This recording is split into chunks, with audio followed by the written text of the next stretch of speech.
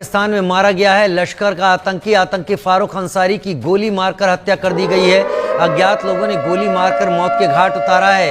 Kotli launch pad का commander था फारूक अंसारी, लश्कर तैयबा का कमांडर था फारूक अंसारी। भारत पाकिस्तान में दहशतगर्दी की कार्रवाइयों के जरिए टारगेट किलिंग में मुलविस है। बुखारी साहब, अब ये भी कहा जा रहा है कि 2021 के बाद भारत की इंटेलिजेंस एजेंसी रॉ ने पाकिस्तान में मुतादिद अफराद को कत्ल करने के लिए एक खुफिया मुहिम चलाई। सवाल ये है कि आखिरकार इतनी बड़ी आईएसआई जो है वो इन अननोन गनमैन यानी कि अज्ञात बंदूकधारियों का पता क्यों नहीं लगा पा रही है। बिल्कुल, अगर ऐसा ही होता तो फिर ये जो स्टेटमेंट दे रहा है ये क्यों ऐसे घूम रहा है, जिंदा घूम रहा है। अगर भारत ने यही करना होता तो मेरे ख्याल है कि फिर यही हाफिज सईद और इनमें से कोई भी ना। और हम भी ये देख रहे हैं कि यहाँ ऐसे लोग निशाना बनाए जाते हैं जो तारीख आज़ादी है कश्मीर से जुड़े हुए हैं, या यहाँ जो हम अपने भाइयों की मदद कर रहे हैं अखलाकी तौर पर या सफारती तौर पर या सियासी तौर पर, उनको कत्ल किया जाता है, निशाना बनाया जाता है स्लीपर सेल्स के जरिए। पहली दफ़ा नहीं हुआ है। ये हिंदुस्तान जो है ये हरकत जो इस किस्म की जो यानी काबिल नफरत हरकत है बहुत अरसे से करता चला आ रहा है। ये रॉ अब तक पाकिस्तान में 20 अफराद को कत्ल करा चुकी है। बिल्कुल ठीक है, अभी पर इसकी बात है कि उन्होंने 2 बंदों की टारगेट किलिंग कराई, एक मोहम्मद रियाज। और ये जो है ये रविश जो है हम किस तरह इसका सद्भाव कर सकते हैं और किस तरीके से ये इंडियन एजेंसीज जो है उनको एक वापस धकेल सकते हैं। पाकिस्तान खुद को टेरर का अगर गढ़ बना रहा है और फिर शिकार अगर टेरर का होता है तो उसमें कोई नई बात नहीं है, लेकिन इस आतंकवादी की अज्ञात लोगों ने गोली मारकर हत्या कर दी है। भारत पाकिस्तान में दहशतगर्दी की कार्रवाइयों के जरिए टारगेट किलिंग में मुलविस है। बुखारी साहब, अब ये भी कहा जा रहा है कि 2021 के बाद भारत की इंटेलिजेंस एजेंसी रॉ ने पाकिस्तान में मुतादिद अफराद को कत्ल करने के लिए एक खुफिया मुहिम चलाई। तो बहुत बड़े होशरुबा इंकशाफात इस रिपोर्ट में हुए हैं। देखिए, ये पहली दफ़ा नहीं हुआ है। ये हिंदुस्तान जो है ये हरकत जो इस किस्म की जो यानी काबिल नफरत हरकत है बहुत अरसे से करता चला आ रहा है। मैं इससे पहले कि इस इशू के ऊपर आऊँ, आपको याद होगा कि द गार्डियन में एक रिपोर्ट शाया हुई थी जिसमें उन्होंने वाज़ेह तौर पे इल्ज़ाम लगाया था, 2020 की बात कर रहा हूँ मैं, कि रॉ अब तक पाकिस्तान में 20 अफराद को कत्ल करा चुकी है। बिल्कुल ठीक है, अभी पिछले बरस की बात है कि उन्होंने 2 बंदों की टारगेट किलिंग कराई, एक मोहम्मद रियाज साहब थे और दूसरे मौलाना शाहिद लतीफ़ साहब थे जी। और उससे पहले भी अगर आपको याद हो कि अली सरफराज उर्फ तांबा, ये एक शख्स है जिनके ऊपर इल्ज़ाम था कि उन्होंने हिंदुस्तानी स्पाई जो था, जासूस जो था सरबजीत सिंह, उसका मर्डर किया था जेल में। बाद में आला अदालतों में उसके ऊपर वो मुकदमा साबित नहीं हुआ था और उसको बरी कर दिया गया था, लेकिन रॉ ने उसको भी नहीं छोड़ा, उसको भी इसी तरीके से कत्ल करा दिया था।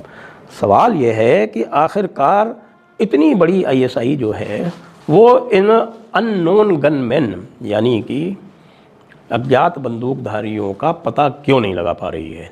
अब जो भाई फंडा आ रहा है यानी कि जो थ्योरी जो है वो गढ़ी जा रही है कई स्थानों पर, वो बड़ी अजीब सी है, क्योंकि हमारे जो पाकिस्तानी लोग हैं उनको तो कुछ समझ में आ नहीं रहा है। वैसे वो ये भी गढ़ रहे हैं कि साहब ये तो आईएसआई खुद ही करवा रही है। हम चलिए मान लेते हैं, एक बार इस थ्योरी को परखते हैं कि अगर आईएसआई खुद ही करवा रही है तो ये बताइए, आईएसआई जब भी कोई काम करती है किसी उद्देश्य से करती है और इस काम से उसकी जो बदनामी हो रही है चारों तरफ, उसके बारे में क्या कहेंगे ये लोग जो ये थ्योरी आगे बढ़ा रहे हैं, क्योंकि बहुत ज़बरदस्त बदनामी हो रही है आईएसआई की। कोई आईएसआई के जो है 4 चांद नहीं लग रहे हैं इससे। जो टेररिस्ट हैं वो स्वयं, आपके टेरर ऑर्गेनाइजेशन जो है वो स्वयं कह रहे हैं कि आईएसआई जो है ये हमारी हिफाजत नहीं कर सकती, तो हम किस दम पर पूरी दुनिया में आतंक फैलाएंगे, हम किस दम पर आखिरत की जंग लड़ेंगे, हम किस दम पर पूरी दुनिया में आखिरत लाएंगे।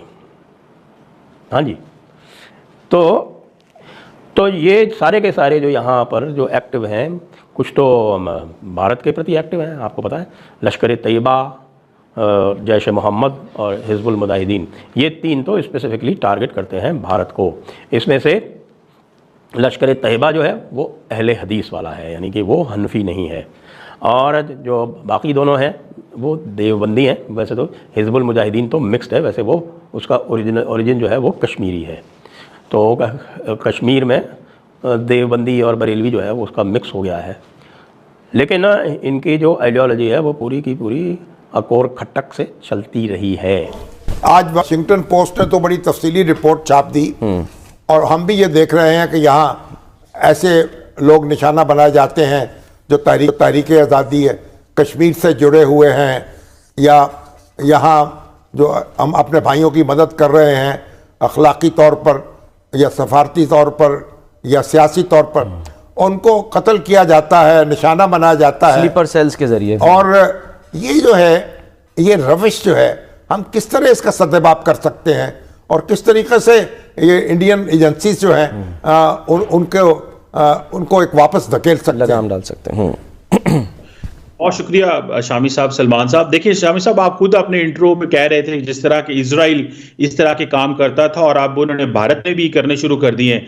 मैं समझता हूं कि भारत का ये सारे का सारा जो नेटवर्क था ये एक्सपोज हो गया है शामी साहब। उसकी वजह यह है कि पाकिस्तान तो बहुत पहले से लगा हुआ कह रहा था कि देखें इंडिया पाकिस्तान के अंदर ऐसे लोगों को टारगेट कर रहा है। शामी साहब, आपको पता है पिछले साल कतर ने 9 नेवी के जो इंटेलिजेंस के लोग थे उनको पकड़ा, सजाएं मौतें दी। नरेंद्र मोदी ने जाके स्पेशल रिक्वेस्ट की कतर से और उनको माफ किया गया है। मैं कतर की बात कर रहा हूं। रॉ मोदी साहब की निगरानी में इस किस्म के जो कत्ल हो रहे हैं लोग, चाहे उनका ताल्लुक खालिस्तान मूवमेंट से है चाहे उसका ताल्लुक पाकिस्तान से है, उनको कत्ल कराने का एक बाकायदा मिशन है वहाँ। अगर आपको याद हो, हमने अपने नाज़रीन को बताया था कि एक सेल है डिस्ट्रॉय सी पैक, जो अजीत डोवल साहब जो हैं, जो उनके सलामती के कौमी सलामती के मशीर थे, उनकी निगरानी में एक सेल कायम है जिसकी $1 बिलियन एनुअल उसकी फंडिंग है, जिसका वाहद काम जो है वो चीनी इंजीनियर्स और पाकिस्तानी इंजीनियर जो ग्वादर में काम कर रहे हैं उनके ऊपर हमले करवाना और उनको कत्ल करवाना जो है उनके ज़िम्मे है। तो भारत का ये मकरू चेहरा जो है अब पूरी तरह से दुनिया के सामने आ चुका है। बरतानिया, कनाडा, अमेरिका ये वाजे कर चुके हैं। जो खबर है ये इंडिया के लिए काफ़ी अच्छी खबर है, क्योंकि जो ये नामालूम अफराद पाकिस्तान के अंदर काफ़ी टाइम से घूम रहा है और धीरे धीरे करके जो भी इंडिया के दुश्मन थे वो एक एक करके गायब हो गए और जो बच्चे भी थे वो भी गायब हो रहे हैं। हाफिज़ सईद और जो इनका दूसरा मौलाना है मसूद अजहर, धीरे धीरे इन लोगों का भी नंबर आएगा। अब पाकिस्तान परेशान तो बहुत है, लेकिन पाकिस्तान को पता नहीं है कि वो बंदा है कौन जो आके लश्कर तैयबा और हिजबुल मुजाहिदीन के एक एक आदमी को गायब कर रहा है।